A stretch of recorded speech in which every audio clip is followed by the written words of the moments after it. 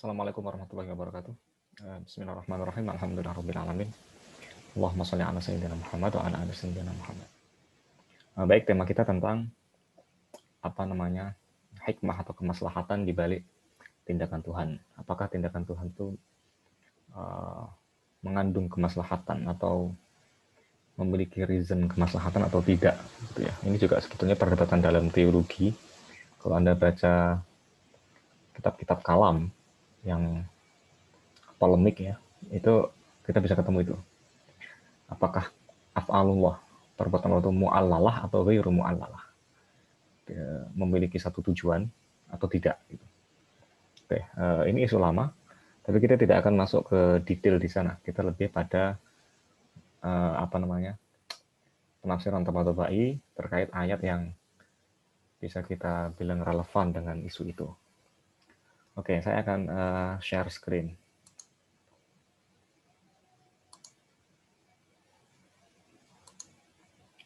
Oke, ini Bismillahirrahmanirrahim. Wa ma khalaqna as-samaa'a wal arda wa ma bainahuma la'ibin. Law aradna an nattakhidha lahwan lattakhadnahu min ladunna in kunna fa'ilin. Bal naqdhifu bil haqqi 'alal batili fayadmaghuhu fa idza huwa zahiq. Wa lakumul mailu mimma tasifun. Wa ma khalaqna as-samaa'a, kami tidak menciptakan langit dan bumi, wa ma bainahuma, dan apa yang ada di antara keduanya, la'ibin. Kami tidak menciptakan dalam kondisi bermain-main. Lau aradna an nattakhidha lahwan, andaikan kami ingin bikin lahwan ya, senda gurau gitu, latakhadnahu min ladunna, itu akan kami lakukan in kunna fa'ilin, kalau memang kalau memang kami, maksudnya Allah, akan merealisasikannya. Bal naqdhifu bil haqqi, sebaliknya aku, maksudnya Allah, akan melemparkan kebenaran untuk mengalahkan kebatilan. Fayadmaghu, sehingga kebenaran itu mengalahkan kebatilan. Faiza huwa zahik, maka kebatilan itu menjadi hilang atau hancur. Walakumul wailu mimma tasifun, dan bagi kalian, maksudnya musuh-musuh Islam itu orang kafir, mimma tasifun, kesialan atas apa yang kalian deskripsikan. Oke. Di sini ada kalimat la'ibin ya. Wa ma khalaqna sama awal arda wa bainahuma. Kami tidak menciptakan langit dan bumi la'ibin, secara main-main. Ya. La'iba yal'abu itu main, bermain. La'ibin fa'ilnya. Jadi ini hal. Wa ma khalaqna, halnya la'ibin. Kami tidak menciptakan la'ibin sebagai hal dari fa'il adalah Allah. Jadi tidak menciptakan dalam kondisi bermain-main. Oke, di sini lalu digunakan kata kedua lahwan. Lahwan itu sendau atau perbuatan yang nirmanfaat gitu. Oke, kita langsung ke bagian tafsirnya dulu sebelum ke bagian filosofis.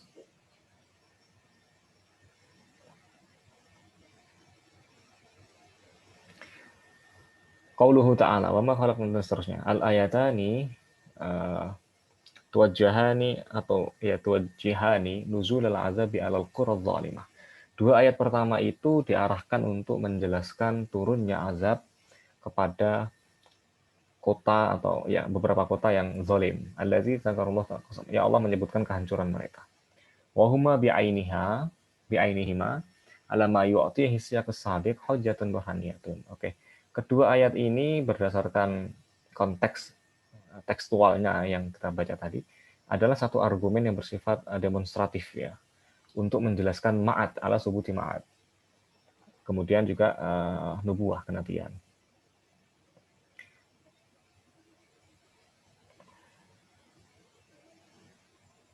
Ke bagian ini saja ya. Wa hujjatul ayataini kama tara.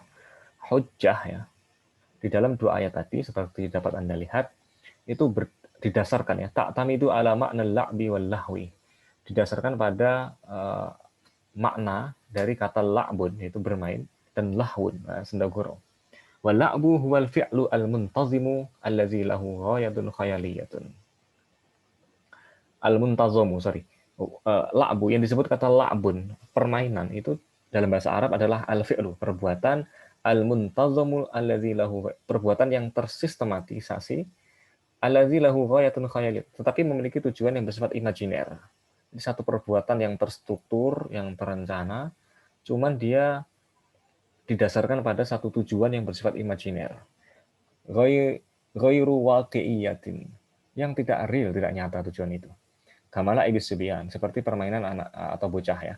Allati la asara laha illa mafahim khayaliyah.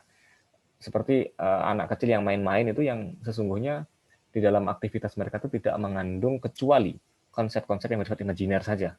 Min taqaddumin wa ta'akhurin wa ribhin wa khasarat, misalnya anak kecil main dokter-dokteran dan sebagainya. Itu kan imajiner ya, tidak nyata itu. Dia membayangkan diri sebagai dokter, sebagai polisi, sebagai pilot dan sebagainya. Kulliha bihasabil farad wa tawahum. Semua itu didasarkan permainan itu, main-main itu didasarkan pada waham, ya satu delusi ya. Wa idh kana la'abuhuma tanjazibu ila nafsu ilaihi yusrifuha anil a'mal al-waqiyah bahwa memasuki lahu hada. Oke. Kalau permainan itu yang menggoda hati kita tadi itu mendorong kita mengabaikan tindakan-tindakan yang bersifat real atau nyata, maka permainan seperti tadi itu adalah bagian dari misdak lahwun. Lahwun itu senda gurau gitu. Jadi main-main itu bisa yang berupa lahwun, bisa juga yang bukan. Okay. Falau kana khalqul alam al-mashhud la li ghayatin yatawajjahu ilaiha wa yuqsadu li ajliha wa kana Allah subhanahu la yazalu yujid wa yu'dim wa yuhyi wa yumit wa yu'ammir wa yukhrib la li ghayatin tatarattabu ala hadhil af'al wa la li gharadin ya'malu li ajlih ma ya'malu bal inna ma yaf'aluha li ajli nafsiha wa yuridu ayyaraha wahidan ba'da wahidin fayashtaghil biha daf'an lidajar dan seterusnya.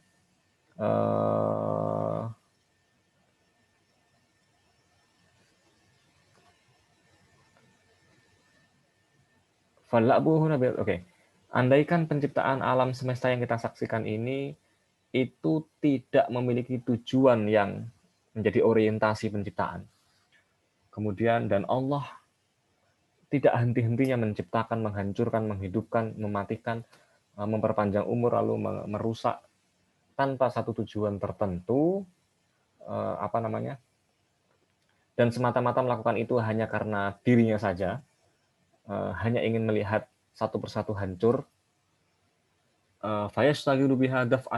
dan artinya anggaplah Allah itu menciptakan semesta itu tidak sebagai sebuah satu sistem, tidak mengikuti satu sistem yang teleologis gitu, tidak memiliki tujuan tertentu. Pokoknya dia hanya menciptakan, nanti dihancurin, ciptakan, dihancurin, ada orang dilahirkan, dihidupkan, dimatikan.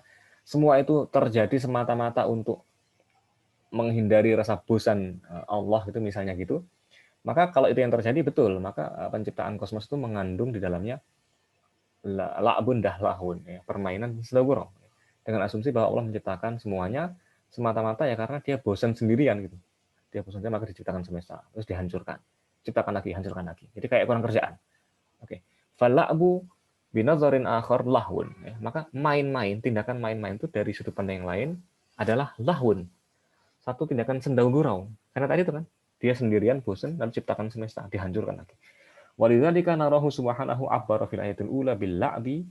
Karena inilah ini alasan mengapa Toba-Tobai menyamadengankan antara la'bun dengan lahun. La'bun itu artinya permainan, lahun artinya senda-gurau. Mengapa disamakan? Karena pada ayat pertama Allah menggunakan kata la'bun, ya, la'ibin. Wa ma khalaqnas samaa wal arda wa ma bainahuma la'ibin. Kami tidak menciptakan langit dan bumi dan apa yang di dalam keduanya la'ibin, dengan bermain-main. Tetapi pada ayat kedua Allah mengganti dengan kata lahwun, ya. Summa baddalahu fil ayati tsaniyati allati huwa fi maqami ta'lili laha lahwan. Oke. Sementara pada ayat kedua, di mana ayat kedua ini posisinya sebagai penjelasan, sebagai penuturan alasan bagi ayat pertama. Di situ digunakan kata lahwun. Artinya apa? Kata lahwun itu digunakan untuk menggantikan kata la'bun sebelumnya di ayat pertama. Jadi di sini dalam dua ayat ini digunakan secara bersamaan antara kata la'bun dengan lahwun. Wa talahihi ta'ala bi syai'in min khalqihi muhal.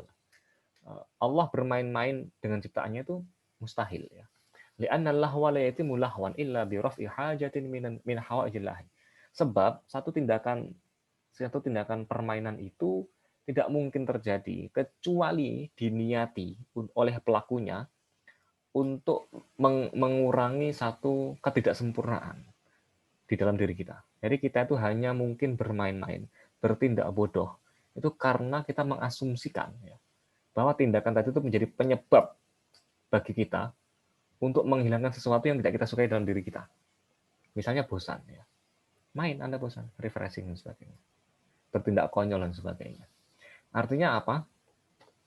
Kalau kalau Allah menciptakan semesta itu dengan satu sebagai bentuk permainan atau senda gurau, artinya Allah sedang ingin menghilangkan penat di dalam dirinya, menghilangkan kebosanan dan sebagainya.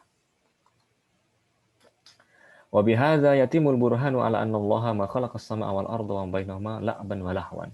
Dengan asumsi di atas ya, dengan premis di atas menjadi jelas bahwa Allah tidak mungkin menciptakan semesta kosmos ini sebagai bentuk permainan dan senda gurau. Wa ma abda'aha abasan, dan tidak mungkin juga Allah menciptakan semesta sebagai kesia-siaan atau tanpa tujuan. Oke, jadi premisnya gitu tadi. Karena definisi la'bun itu adalah permainan yang didasarkan, tindakan yang didasarkan pada waham ya, pada delusi dan tidak memiliki tujuan dan tidak memiliki acuan pada sesuatu yang sifatnya real. Oke, itu definisi. Maka tidak mungkin disandarkan kepada Tuhan ya kalau kita percaya Tuhan itu sebagai hakim. Itu penjelasan terkait ayat tersebut. Nah, mari kita ke bagian filosofisnya.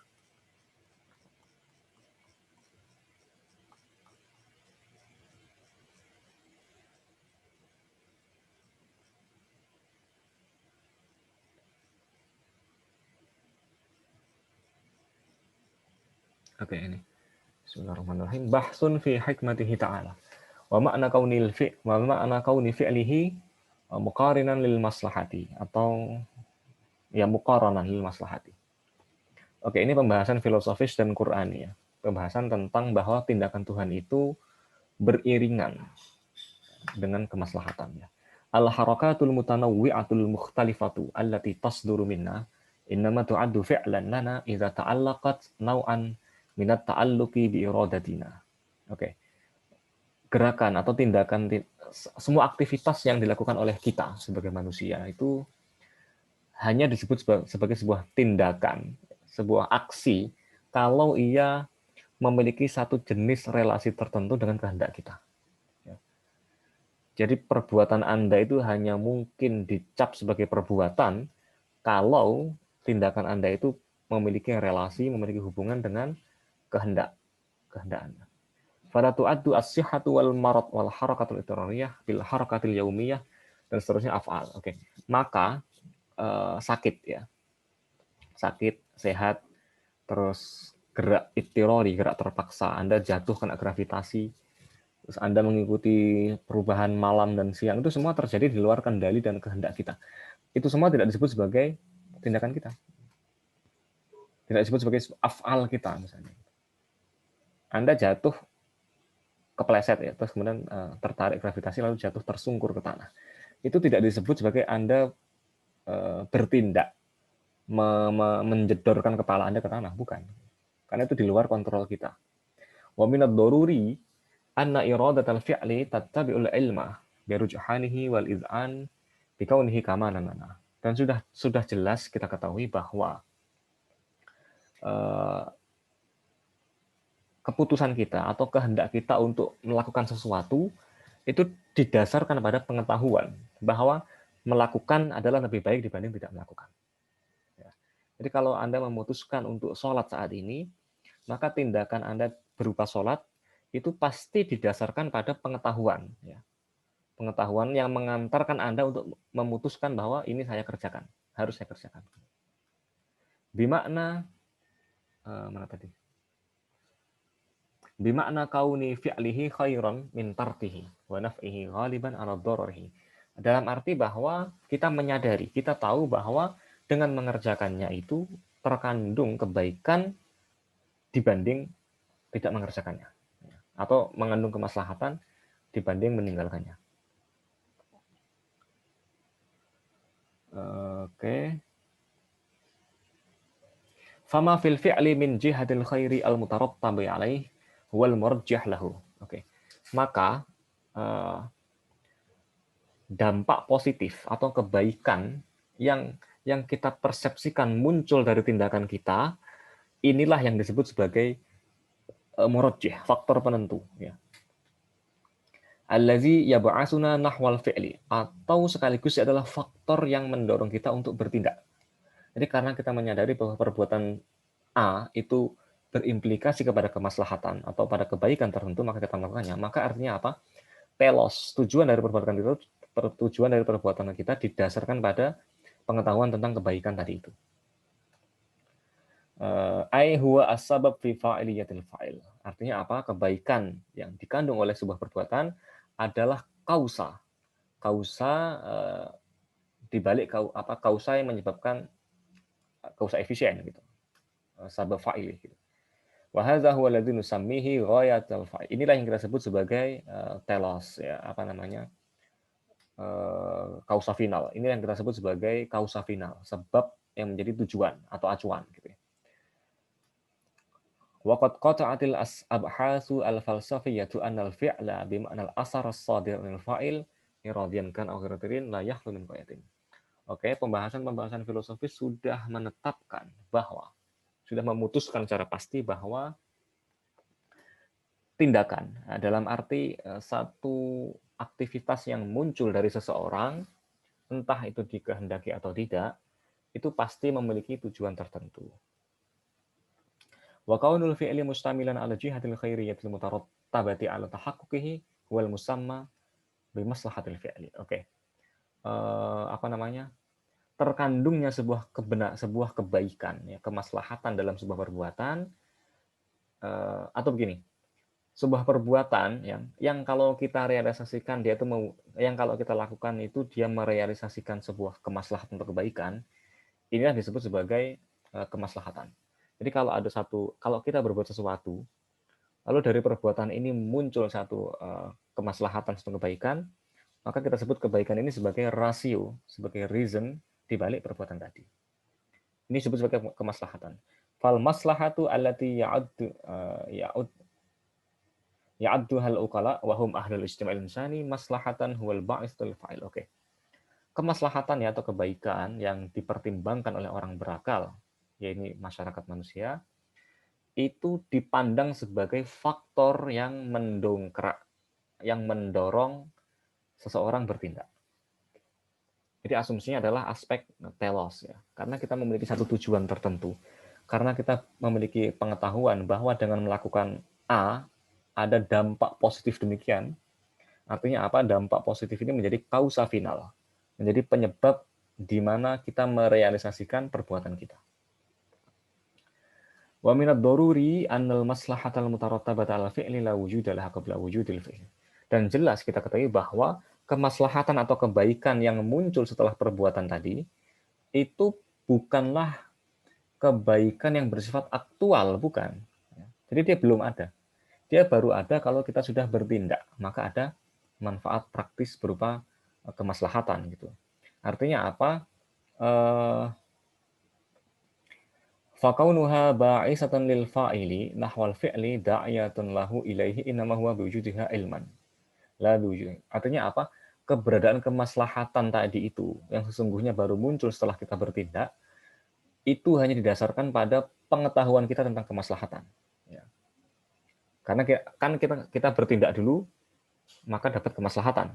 Jadi kemaslahatan ini wujudnya adalah wujud ilmi dalam pikiran kita, bukan wujud khariji. Baru setelah bertindak, setelah kita realisasikan, dia menjadi wujud khariji. Gitu. Misalnya Anda belajar tinju gitu, untuk melatih kekekaran atau kekuatan tangan. Ya. Kita punya pengetahuan bahwa dengan memukul sekian kekuatan, dengan sekian kekuatan per second misalnya, tangan kita menjadi lebih kekar. Artinya ini kan sebuah pengetahuan saja sebetulnya. Belum kita dapatkan kecuali setelah kita melakukan tinju gitu. Oke. Bima'na annal wahida minna indahu suratun ilmiyyatun ma'khudatun minan nizamil khariji. Tetapi pengetahuan tadi itu, pengetahuan kita tentang kemaslahatan yang masih bersifat mental, belum diwujudkan dalam realitas eksternal itu, pengetahuan ini didasarkan pada satu sistem luar, ya. Sistem kausal di luar, sistem kausal di luar. Jadi kita meyakini bahwa kalau demikian, maka demikian. Ini pengetahuan dalam mental kita. Nah, lalu kita aktualkan dalam bentuk perbuatan. Dan betul, setelah kita berbuat demikian, maka hasilnya demikian. Artinya apa? Pengetahuan kita tadi itu didasarkan pada satu sistem kausalitas di luar diri kita. Oke,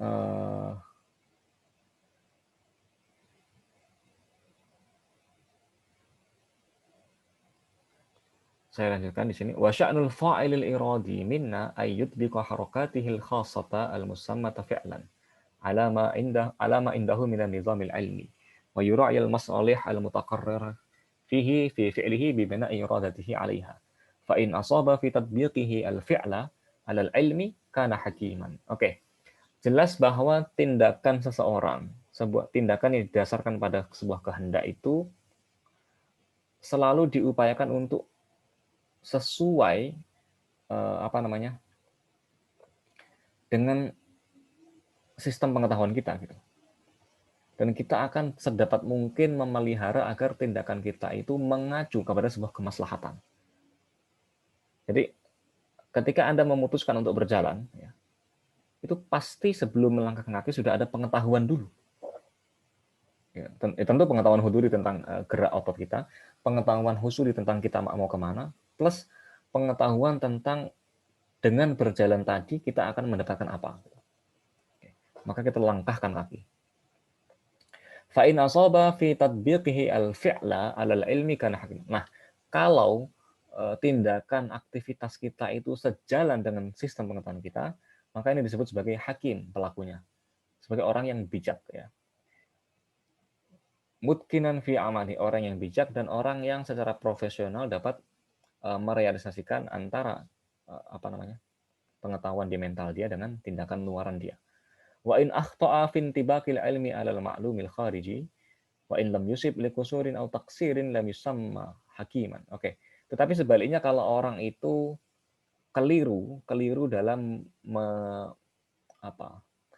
menerapkan pengetahuan dia dengan dalam tindakannya. Jadi ternyata keputusan kita itu keliru dalam memilih sebuah aktivitas, entah karena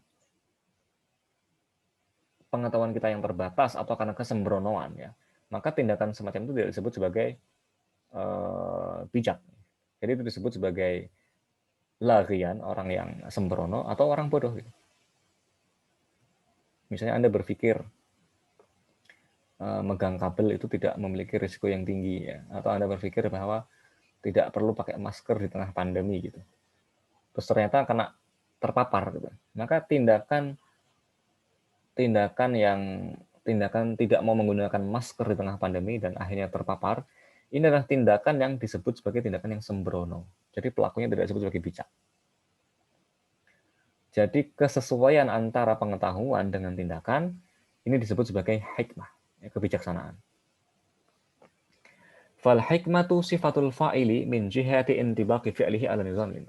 Maka yang disebut sebagai hikmah atau wisdom itu adalah kesesuaian atau korespondensi antara perbuatan seseorang dengan sistem pengetahuan, ya, dengan pengetahuan di mental dia yang sesuai dengan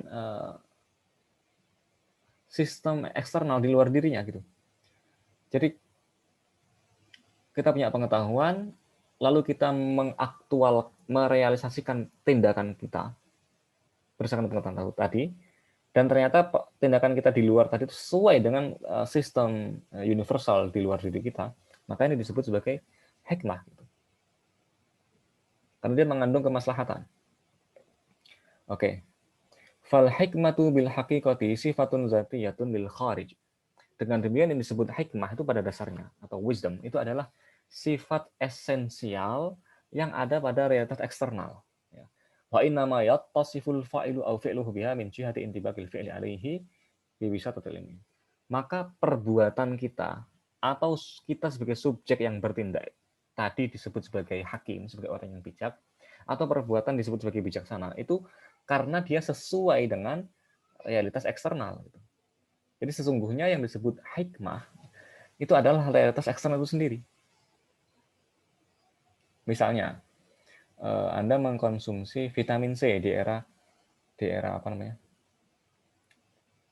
COVID ini ya, kan salah satu anjuran itu.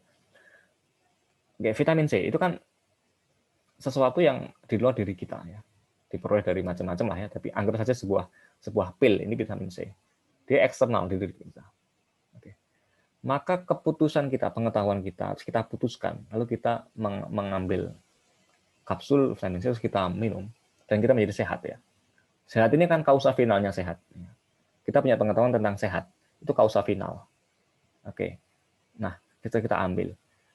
Maka perbuatan kita minum vitamin C tadi itu disebut sebagai bijak.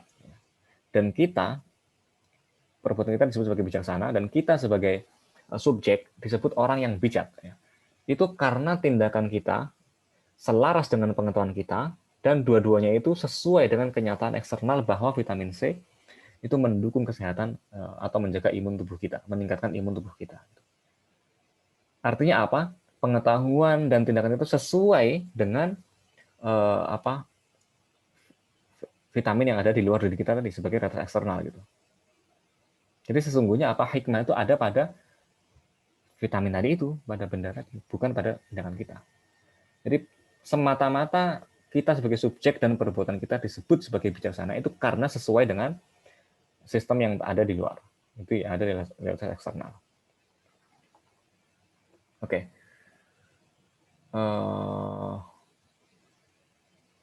Wa kaza al-fi'lu mustamilun 'alal maslahati bi ma'na tafarru'ihi 'ala suratihil ilmiyah al-muhaqqqiq lil kharij. Begitu juga perbuatan ya. Perbuatan kita itu disebut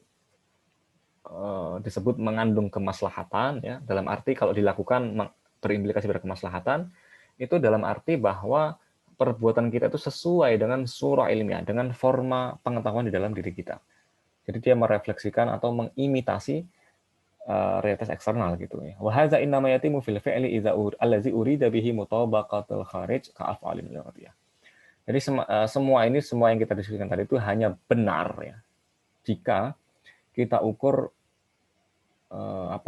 kita lihat dalam perspektif begini, bahwa perbuatan kita itu memiliki korespondensi ya dengan sistem eksternal yang ada di luar diri kita. Tetapi bagaimana kalau perbuatan yang disebut perbuatan itu adalah alam kharij itu sendiri gitu. Kita kan subjek nih. Kita subjek bertindak, berrelasi dengan alam eksternal di luar diri kita. Nah, kalau tindakan kita itu sesuai dengan alam eksternal, maka kita disebut bijak. Tapi bagaimana kalau yang disebut tindakan itu adalah alam eksternal itu sendiri? Jadi terbalik dari tindakan kita. Nanti kan kita bijak karena tindakan kita, keputusan kita, pengetahuan kita itu selaras dengan kenyataan eksternal. Nah, bagaimana? Pertanyaannya bagaimana kalau yang disebut sebuah tindakan itu adalah kenyataan itu sendiri? Kenyataan eksternal itu sendiri. Oke. Wa amal fi'lu allazi huwa nafsul kharij wa huwa fi'lullah subhanahu fa huwa nafsul hikmati la li muhakatihi amran akhar. Huwa al-hikmah wa fi'luhu mustamilun 'ala al-maslahati bima'na annahu matbu'ul maslahat. La tabi'un lil maslahati bihaitsu tad'uhu ilaihi wa tab'asuhu nahwahu kama arafta. Nah, dalam kasus yang kedua tadi, realitas eksternal itu adalah af'alullah, tindakan Allah. Artinya apa? Semesta ini adalah hikmah itu sendiri.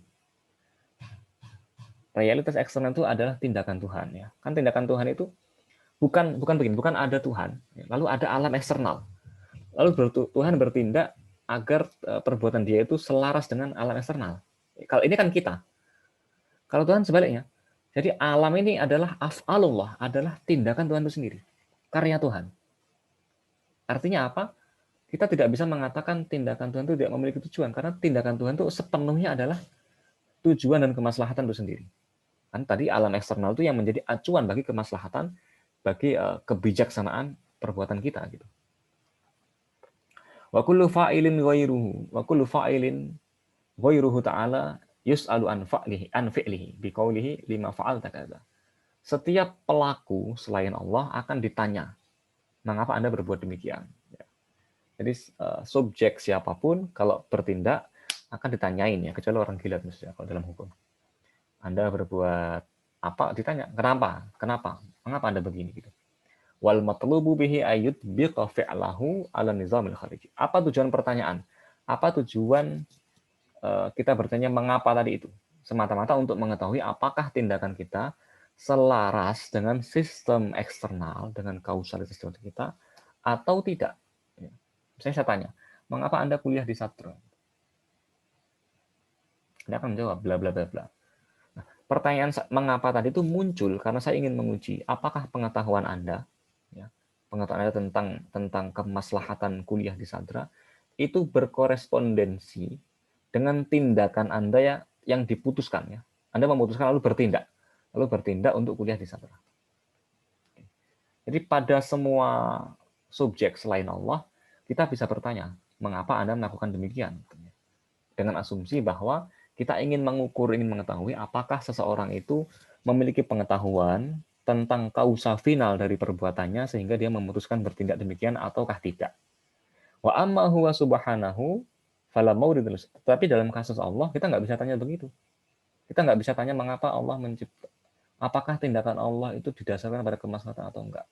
Mengapa kita nggak bisa bertanya? Karena idh fi'luhu nafsun nizamil kharij. Karena tindakan Tuhan itu adalah nafsun nizamil khariji, adalah sistem eksternal. Jadi semua yang ada ini sendiri adalah tindakan Tuhan gitu. Allazi yatlubu bis-su'al tadbiqal fi'li la alaihi. Dan sistem inilah yang memaksa kita untuk bertanya apakah tindakan kita sesuai dengan sistem tersebut atau tidak gitu. Wala nizama khariji dan tidak ada sistem lain di luar itu. Hatta yudbiqahu alaihi. Tidak ada sistem eksternal lain sehingga Allah harus mengkorespondensikan tindakannya dengan sistem ini. Karena sistem ini adalah pengejawentahan dari tindakan Tuhan itu sendiri. Wa fi'luhu huwa allazi takunu suratuhu ilmiyah maslahatan da'iyatan ba'isatan nahwal fi'li. Jadi perbuatan Tuhan yang didasarkan pada pengetahuan azali dia, itulah yang disebut sebagai kemaslahatan. Jadi semoga Anda bisa pahami ya. Jadi dalam saya ringkaskan, dalam kasus manusia, untuk mengukur apakah kita itu bijak dalam bertindak atau tidak, itu adalah sejauh mana perbuatan kita itu selaras dengan pengetahuan kita, ya. Dan sejauh mana kedua-duanya itu selaras dengan kenyataan eksternal. Sejauh mana perbuatan kita yang didasarkan pada pengetahuan kita, ya. Jadi pertama kita punya pengetahuan, lalu kita memutuskan untuk bertindak. Nah, kalau ternyata tindakan kita itu di kenyataan eksternal itu keliru, maka serangkaian tadi disebut sebagai tidak bijak ya. Kita sembrono atau bodoh. Jadi ukuran kemaslahatannya adalah realitas eksternal.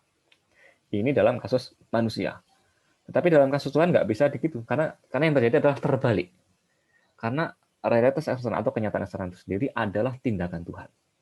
Maka semua sudah pasti dikatakan tindakan Tuhan itu bersifat bijaksana. Oke, saya nggak tahu apakah kalimat-kalimat saya tadi Anda bingung menata premisnya atau enggak, tapi semoga ini cukup menjelaskan bahwa kira-kira ya ringkasan terakhir itu yang ingin saya sampaikan terkait dengan argumen tawabai. Jadi sudah pasti perbuatan Allah itu mengandung kausa final ya, atau mengandung kebijaksanaan, karena bukan cuma mengandung, karena perbuatan Allah sendiri itu adalah kebijaksanaan. Kira-kira begitu. Dalam kasus manusia adalah sebaliknya. Oke, saya kira itu materi kita. Kalau ada pertanyaan nanti silahkan Anda kirimkan entah di chat atau lewat video dan seterusnya. Terima kasih, semoga bermanfaat. Sekian, Assalamualaikum warahmatullahi wabarakatuh.